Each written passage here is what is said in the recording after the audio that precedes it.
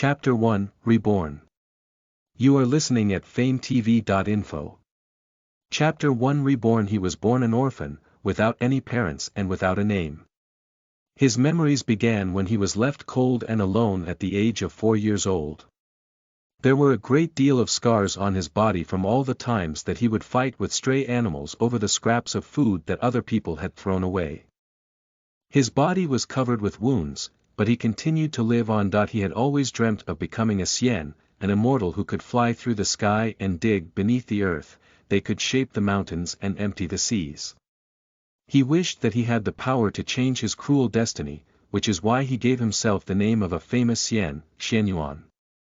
One time, when he was begging on the streets for food and money, he heard a blind fortune teller mumbling that Xianyuan, the Yellow Emperor, had conquered all of the surrounding lands and all the countries had sworn allegiance to him. Xianyuan was the one true emperor under the heavens. When he turned 5, an old beggar took Xianyuan under his wing. The old man treated him with kindness and taught him what he needed to survive. He told Xianyuan that when he turned 7, he would send him to school to get an education.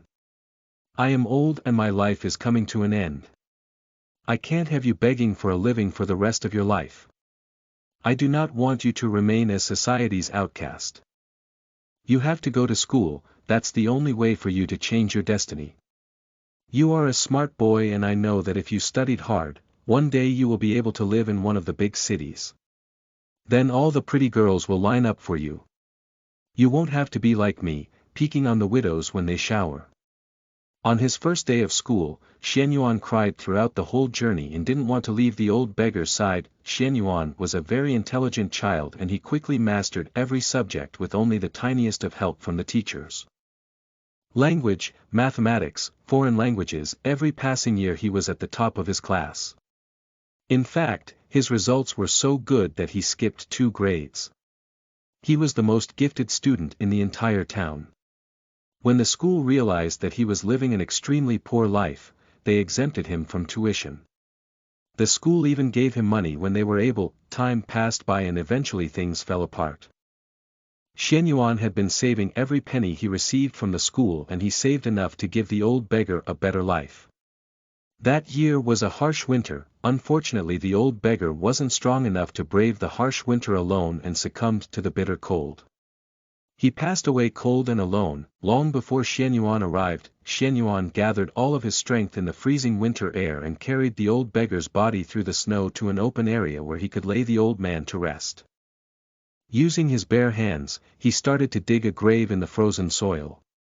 The pain he was feeling from his hands helped him hold back the tears that were filling his eyes. He was trying his hardest to overlook the pain in his heart by focusing only on the pain from his hands. Using his bare hands, he slowly dug a grave and laid the old man to his eternal rest. Xianyuan felt himself choking on the tears and was fighting with all his power to hold the tears back. "Old beggar, you died when you were all alone. It must have been so lonely. You told me once, good PEOP.PLE will be rewarded, but then why did you have to die? It's my fault. I couldn't afford to give you a nice life. I couldn't repay your kindness. I only wish you can be happy your next life. No more hardship. No more living on the streets. Be happy." Xianyuan couldn't hold back the tears any longer and fell to his knees sobbing. A fortune teller once said, "If you kowtow 100 times to a good man who was unfortunate in this life, then he will reincarnate into a better life." So Xianyuan gave one kowtow after another, despite the freezing chill of the snow. His scrawny body kowtowed again and again as the tears streamed down his cheeks. He hoped that these kowtows would help the old beggar enjoy a full stomach and a warm house in his next life. There was a small pool of blood beside the old beggar's grave. Xianyuan finally stood up. His forehead was covered with blood and his eyes were void of emotion. Although his eyes looked empty, his tears continued to fall. His head was bleeding from the impact against the frost-covered ground, but his heart was filled with such pain and loneliness that it didn't matter. There was nothing left for him. He didn't know what to do. He cherished the old beggar and was the only person he saw as his family. Now that the old beggar died, Xianyuan felt truly homeless and alone. Snow drifted down from the sky like feathers on the wind as Xuanyuan's steps got heavier and heavier. His head was spinning and his body was freezing. He did not have a destination, he was only hopelessly walking through the storm. At last, he finally collapsed and his body was soon covered by the snow. The land was covered in a blanket of white, there was no trace of the heartbroken boy that was buried beneath. Xianyuan soon died after collapsing beneath the heavy snowstorm. Xianyuan felt his body floating through the air, his body felt light and completely out of his control as it drifted through the void. Where am I? He turned his gaze downwards and he could see a mass grave with thousands of corpses. It was a land filled with death. A group of crows and vultures were pecking the flesh from the decaying corpses. So many dead people have been gathered here. Am I dead? Xianyuan smiled wryly. He lifted his hands and could see the dead bodies through them. It seemed like he had died and become a spirit, but at this moment, a lone wolf with silvery white fur suddenly barged towards the mass grave and disturbed the crows and vultures. The birds flew to the withered trees nearby and shrieked towards the wolf that interrupted their feast. The lone wolf paid no attention to the sounds coming from the birds. It approached a young boy's body, sat down and started to nudge the body with its nose. The wolf then gave a long and sorrowful howl which caused the birds to grow quiet. The young boy's face was pale but stern, with many wounds across his body. His clothes were ragged and a rusty black dagger was tied to his waist. The dagger looked worthless, it was rusty and dull. The young boy was showing no signs of life. The lone wolf stayed by his side and continued to howl, as if it was begging for the heavens to show mercy. Perhaps, the heavens would answer its plea. All of a sudden, the black rusty dagger quivered and a strange power started to surge within it. An indescribable force started to pull Xuanyuan's spirit towards the dagger. Xianyuan was startled, but before he could react, his eyes felt heavy. Xianyuan opened his eyes. When he looked up he only saw a depressing gray sky through a thick fog. He could suddenly feel a pounding headache, followed by numerous memories flashing into his head. He thought his brain was about to explode from all of the information that was being crammed inside. That he then noticed that he was surrounded by countless corpses, oozing a putrid stench. The stench disgusted Xianyuan and he jumped like a cat whose tail had just been stepped on. What happened? Wasn't I dead? It doesn't matter, I need to get away from here first. His first thought was to get away from the mass grave.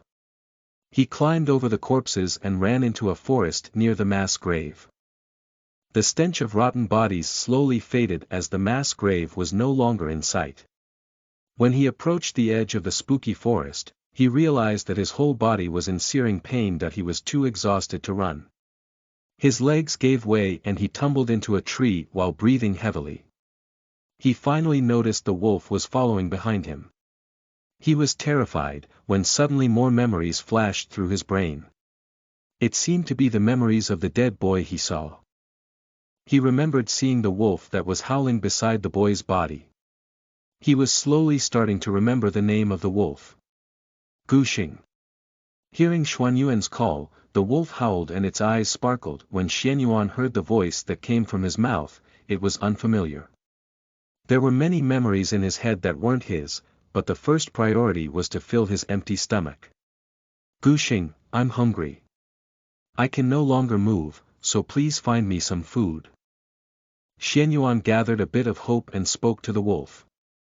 His stomach rumbled at what seemed to be the perfect moment. That it seemed that Guxing heard the stomach growl and understood. It ran into the forest to hunt. Xianyuan was surprised by the wolf's intelligence. However, it seemed to match the memories that were inside his head. That he thought a good time to gather his thoughts would be when Guxing was hunting for food. Is it possible that I was reborn into a new life? What happened? He could only see the forest that was behind him and the mass grave he had just come from. Memory after memory started to flash through his mind. He soon realized that this was not his world. This body's original owner died with a similar fate to Xianyuan.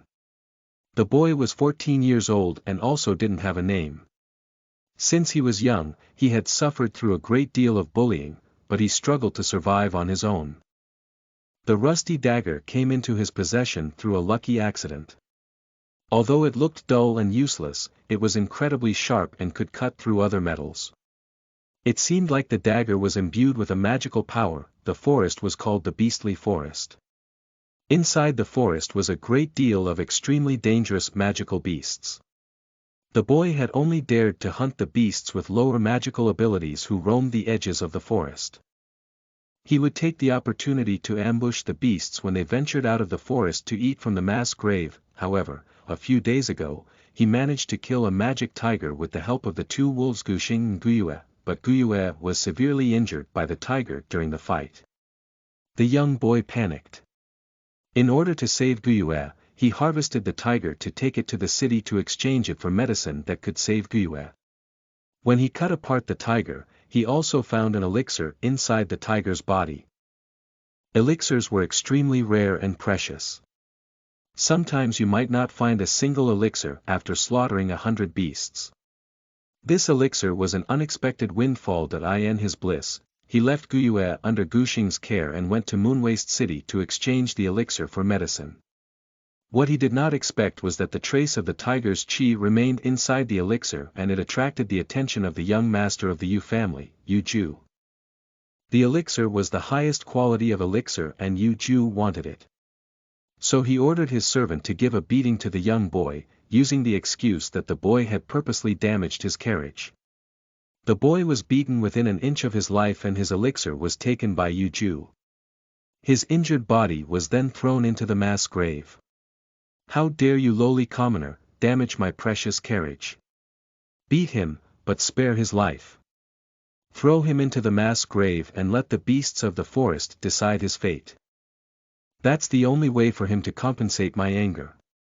Thanks to Guxing guarding his body, the boy was not eaten by the beasts inside the forest. However, without proper medical care, he eventually succumbed to his injuries.